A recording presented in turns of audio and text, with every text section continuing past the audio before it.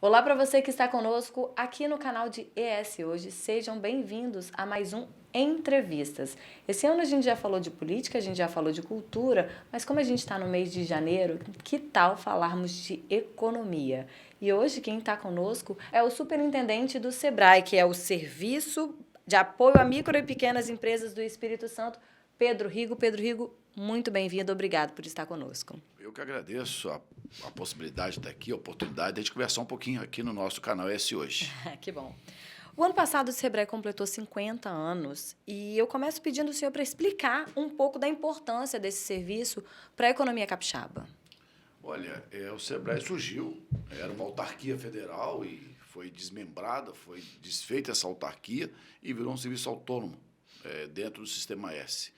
E a importância do SEBRAE nas políticas de apoio à micro e pequena empresa é fundamental, porque, dentre todos os órgãos que nós conhecemos, o SEBRAE é o único, de fato, especialista em micro e pequena empresa, em apoiar os empreendedores, a quem ainda não tem uma empresa, a poder, de fato, se tornar um empreendedor. Então, o papel que o Serviço de Apoio à Micro e Pequena Empresa, o SEBRAE, tem no Brasil e no Espírito Santo, especialmente, é fundamental para o desenvolvimento da micro e pequena empresa. Então, é de altíssima relevância o papel que o SEBRAE tem na sociedade, na economia e no desenvolvimento do Estado do Espírito Santo. Estaria errada eu dizer que é o principal aliado de uma pessoa que quer empreender? Sim, não está errada. O SEBRAE nasceu para isso, foi assim e com esse propósito que ele foi criado, e ele deve ser enquanto instituição, e a sua principal missão é apoiar o desenvolvimento dos pequenos negócios. E eu sei que o SEBRAE ele ajuda aos empreendedores, a quem quer empreender, da etapa desde a ideia, para que a pessoa se prepare para iniciar o seu projeto. Como é que ela faz? Eu tenho uma ideia, eu acho que isso vai virar um grande negócio. Eu procuro o SEBRAE a partir de...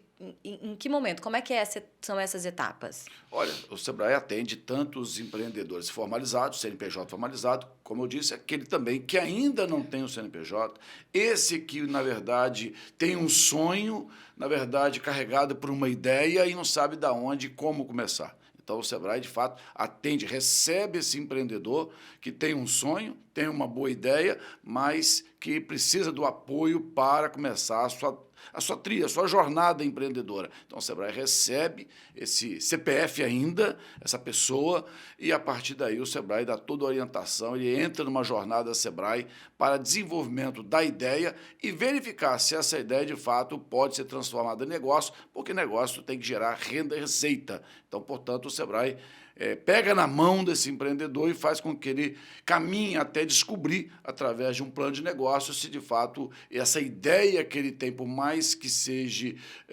boa, por mais que ele esteja muito empolgado com a ideia, se de fato ela pode virar um negócio, e aí, a partir daí, um CNPJ será criado. E aí toda uma vida empresarial será constituída, e o SEBRAE sempre, desde a ideação até o CNPJ, o desenvolvimento do CNPJ, o SEBRAE está perto. Então, para se tornar de pessoa física a pessoa jurídica, dentro do SEBRAE tem orientação, tem cursos? De um tudo. Ele pode entrar numa oficina, ele pode fazer um curso, ele pode fazer um Empretec para desenvolver, despertar suas habilidades empreendedoras, ele pode fazer curso de gestão, ele pode fazer curso de finanças, ou seja, ele pode fazer o plano de negócio, que é o grande instrumento para iniciar o negócio, A base, né? A base de tudo, para entender se aquilo que ele está pretendendo fazer tem sustentação financeira, econômica. Então, o plano de negócio é uma peça fundamental, é uma ferramenta extraordinária para iniciar o negócio com mais segurança. Então, a gente está falando de tornar sonhos realidade, mas com o pé no chão, até porque alguns sonhos talvez não virem bons negócios, e essa orientação, esse pé no chão... Começar, de fato, dando atenção a toda a técnica, a boa técnica, é muito importante para que essa boa técnica, aliada ao sonho, às ideias, se juntem para o sucesso daquilo que você quer empreender. Pedro Rigo, são 10 unidades regionais do SEBRAE espalhados pelo Espírito Santo, além de dezenas de salas do empreendedor. Elas fazem as parcerias com prefeituras, e como são essas parcerias? Vamos lá. O SEBRAE, de 2019 para cá, nós chegando no SEBRAE em 2019, fizemos um planejamento estratégico e nós direcionamos o SEBRAE no seu ponto estratégico, no seu direcionamento estratégico para o cliente. Então, para o SEBRAE hoje, a micro e a pequena empresa, o artesão, o produtor rural, todo aquele empreendedor que tem aí quase 900 mil empreendedores do Estado do Espírito Santo que são clientes do SEBRAE, que são público-alvo do SEBRAE, o SEBRAE definiu nesse nosso planejamento estratégico de 2019 e começamos a implementar em 2020 um SEBRAE mais perto do cliente. Então, nós criamos as regionais, são 6 e agora 7 regionais do SEBRAE, espalhadas com 10 escritórios que se ampliaram agora, ano passado, para mais 4 escritórios na Grande Vitória, ou seja, a nossa rede de atendimento do SEBRAE, que é a sede, escritórios próprios, e mais tantas outras parcerias com as prefeituras, que você citou, salas do empreendedor. Nós já temos 44 salas do empreendedor em parceria com a Prefeitura Municipal, que atende o empreendedor não somente para a abertura de negócio, mas também para a busca de capacitação, todo tipo de treinamento que o SEBRAE faz. E nós também estendemos uma outra grande estratégia de atuação para estar mais perto do cliente, mais próximo do território, é as parcerias com as entidades empresariais. Hoje nós temos 130 entidades empresariais parceiras do SEBRAE, que nós chamamos de credenciadas do SEBRAE, e parte dessas entidades credenciadas hoje também é um ponto de atendimento do SEBRAE, porque através delas é que nós ofertamos toda a gama de serviços do SEBRAE para os empreendedores. Então, o SEBRAE hoje tem uma rede muito grande de parceiros atuando nos 78 municípios capixabas. Então, para a história do SEBRAE, que quase já completamos 50 anos, é a primeira vez que o SEBRAE está tão intenso, tão atuante no território capixaba e nos 78 municípios. Superintendente, tem um dado nacional sobre o aumento da dificuldade de acesso a crédito pelos meios formais e a falta de educação financeira que tem feito com que a maioria dos donos dos pequenos negócios, eles tenham dificuldades de empréstimos, eles recorram a empréstimos bancários por meio de pessoa física e não das próprias empresas. A pesquisa Financiamento dos Pequenos Negócios do Brasil, realizada pelo SEBRAE, mostra que 61% do montante formado por micro e pequenas empresas e microempreendedores individuais, o MEI, eles recorram a financiamentos e empréstimos bancários nos últimos 5 anos, solicitando diretamente pelas próprias pessoas e não pelas empresas. Esse percentual ele representa um recorde na série histórica de uma pesquisa que vem acontecendo desde 2013. A situação no Espírito Santo também é isso ou nós estamos diferentes, na contramão da média nacional?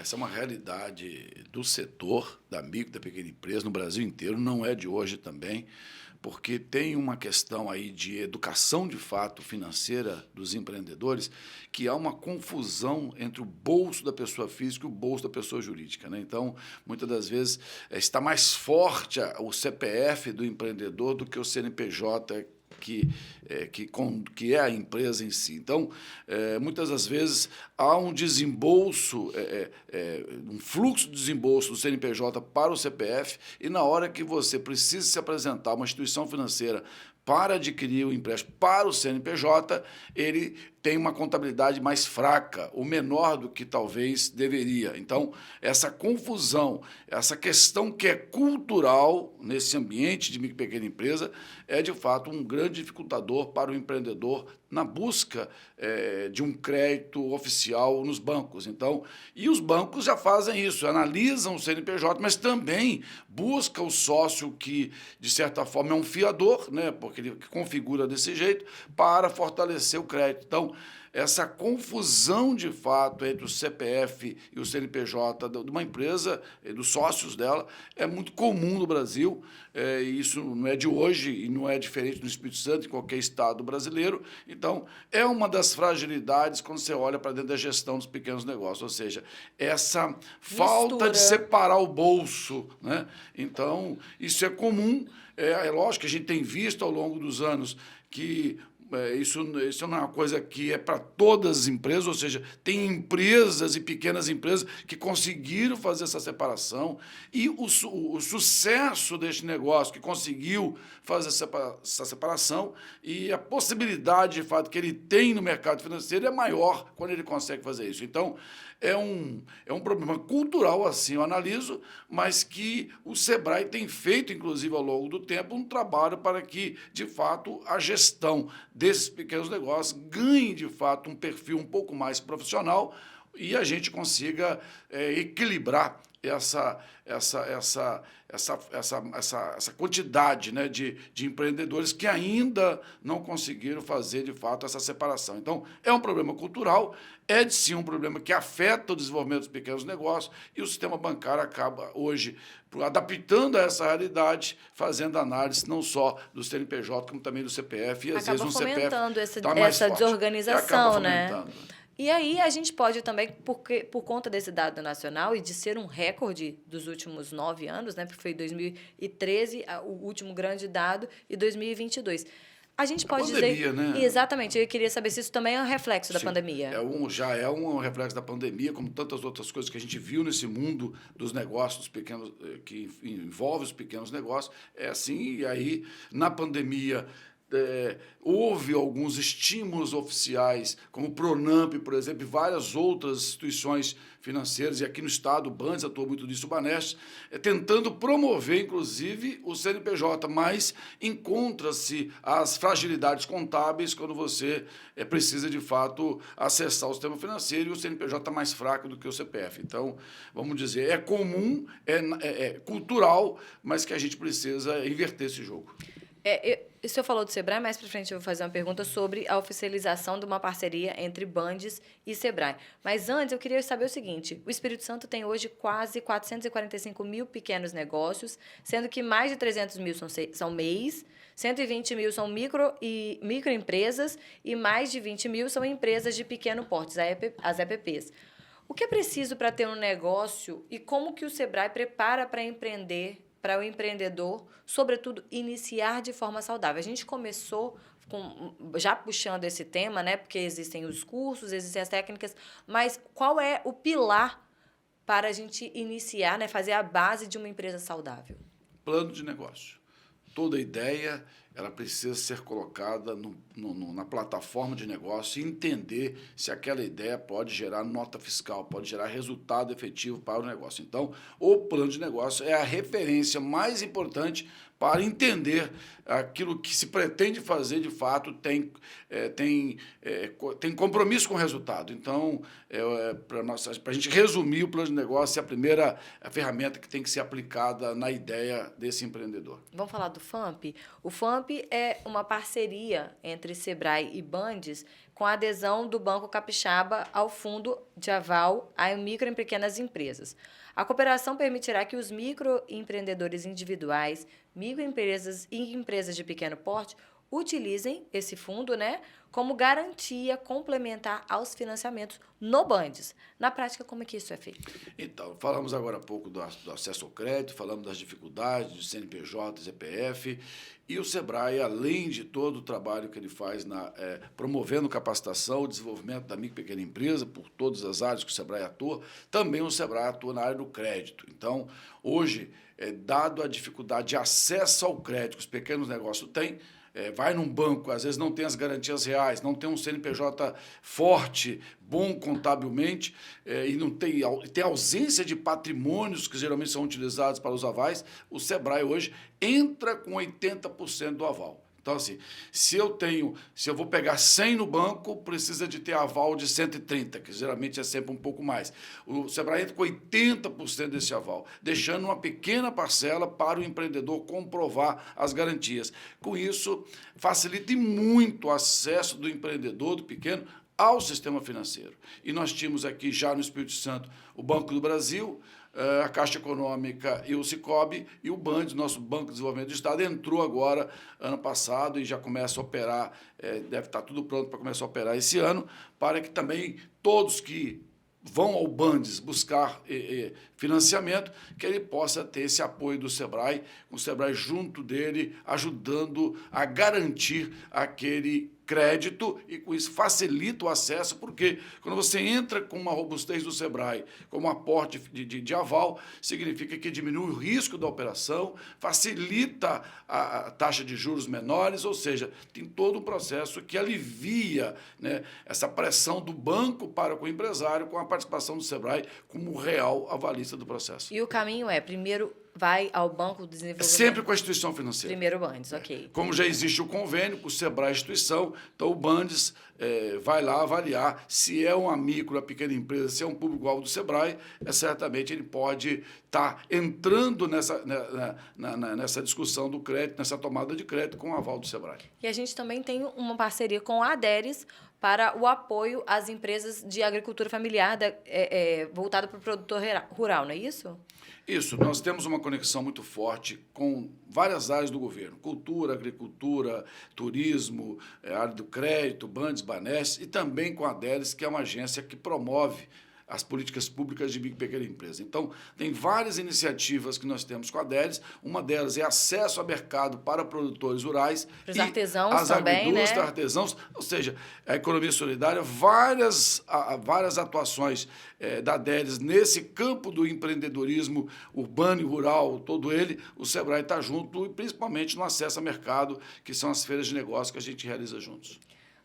Superintendente, eu queria saber o seguinte, no ano passado, 2022, foi um ano que o Sebrae completou 50 anos. Além de comemorar, porque são 5 décadas de trabalho que vem se fortalecendo no mercado nacional, sobretudo para a economia do Estado do Espírito Santo, foram muitos resultados. Sim, o Sebrae, 50 anos de história, muito resultado, muita participação, muita entrega na sociedade, e quero destacar o 2022, que é o ano que nós, de fato, celebramos os 50 anos. O Sebrae do Espírito Santo alcançou uns resultados consolidados, agora fechamos dia 10 de janeiro, de atender quase 500 mil empreendedores capixabas. Se a gente pegar aí uma série histórica de atendimento do Sebrae, a média era 180, 200 mil atendimentos. A média do Sebrae era atender 40 ou 50 mil CNPJs, atendimentos únicos no mesmo ano. Esse ano passamos de 105 mil CNPJs atendidos e depois chega a quase 500 mil por atendimentos repetitivos, né? Eu vou no Sebrae buscar isso, ele acaba encontrando outras oportunidades, aí o Sebrae acompanha a empresa por mais de um atendimento, a gente chama de jornada, ou seja, que é o ideal, né? É você buscar o Sebrae para iniciar o seu negócio e depois ter o acompanhamento do Sebrae. Isso gerou no passado quase 500 mil, quase meio milhão de atendimentos do Sebrae, uma marca jamais alcançada pela história de 50 anos do Sebrae. Ano passado, o Sebrae teve acesso, buscou mais de 35 mil novos clientes CNPJ, clientes esses que nunca tinham sido atendidos pelo Sebrae. Então, assim, os números de 2022, que foi o ano que nós celebramos 50 anos, são extraordinários comparado a toda a série histórica do Sebrae. Isso por quê? Por quê, Daniel? Porque o Sebrae abriu as suas portas, né? O Sebrae buscou todas as parcerias que nós falamos no início. O Sebrae, de fato, ele passou a ser um Sebrae de todos, onde todos que precisam do Sebrae têm a porta aberta e têm as condições, o Sebrae, as condições orçamentárias para atender todo esse público. Então, de fato, a celebração de 50 anos do Sebrae foi mais vista, simbólica, foi né? percebida muito claramente com os números que o Sebrae conseguiu alcançar em 2022. Se você pegar 2021 e 2020, nós tivemos outro momento muito importante do Sebrae, que é o Sebrae na pandemia, né? Ele se reinventou, o Sebrae que todas as organizações tiveram que se reinventar, porque a partir do momento que você teve restrições ao atendimento presencial, você teve que buscar um Sebrae digital e você teve que fazer com que, de fato, as pessoas, os empreendedores que passavam muito aperto, todos os motivos, mas o Sebrae conseguiu colocar no mercado, conseguiu colocar, se apresentar para o empreendedor de uma forma digital. Isso foi extraordinário, porque quando eu falei que o Sebrae agora há pouco atendeu quase 500 mil empreendedores, 1.000 atendimentos no ano passado, quase metade disso ainda estava na plataforma digital, ou seja, a gente não perdeu essa pegada de 2020, 2021, onde nosso atendimento 80%, 70% era no digital. Nós conseguimos manter essa pegada e hoje o Sebrae é uma instituição forte no presencial, mas também muito forte no digital, e a gente vai cuidando disso, de ampliar essa capacidade do Sebrae chegar aos empreendedores, tanto no presencial como no digital. Até porque nós temos 78 municípios e as agências, elas não estão em todas as cidades. A gente já falou que são 10 agências, né? Então, é necessário que esse trabalho. E é muito importante também ressaltar isso que o senhor falou, porque se na pandemia todos tivemos que nos reinventar, quem nos dá base para que a gente não, né, para não perder os nossos negócios, para não voltar atrás, não zerar tudo que foi um esforço de uma vida inteira, precisava realmente dar esse passo importante ao encontro do empreendedor. Então, a gente passou esses 2 anos com a pandemia, acho que o Sebrae deu o que pôde para o empreendedor que buscou o Sebrae foi atendido, e agora nós estamos vivendo uma outra fase do Sebrae, que é um Sebrae também preocupado com os danos materiais causados pelos desastres naturais. Nós temos as chuvas que estão atingindo o estado do Espírito Santo, e o Sebrae está lançando agora o SOS Sebrae. Ou seja, pela primeira vez na história do Sebrae, o Sebrae, nesse processo de estar vivendo, de fato, as dores e entendendo as dores do empreendedor. Então, para todos os municípios que têm a decretação do estado de emergência e calamidade, né, talvez aqui vocês são o primeiro veículo a receber essa notícia do Sebrae, iremos fazer uma campanha grande de divulgação, mas o Sebrae, para esses empreendedores, desses municípios, que até então são 12 municípios que têm decretação de estado de emergência e calamidade, o Sebrae vai ajudar esse empreendedor, o MEI, MEIPP, com R$ 8.000 dados, não é dinheiro emprestado, dados, para que ele possa comprar lá, substituir uma geladeira, substituir um balcão, restabelecer, substituir lá alguma coisa na empresa que foi danificado pela chuva. Não é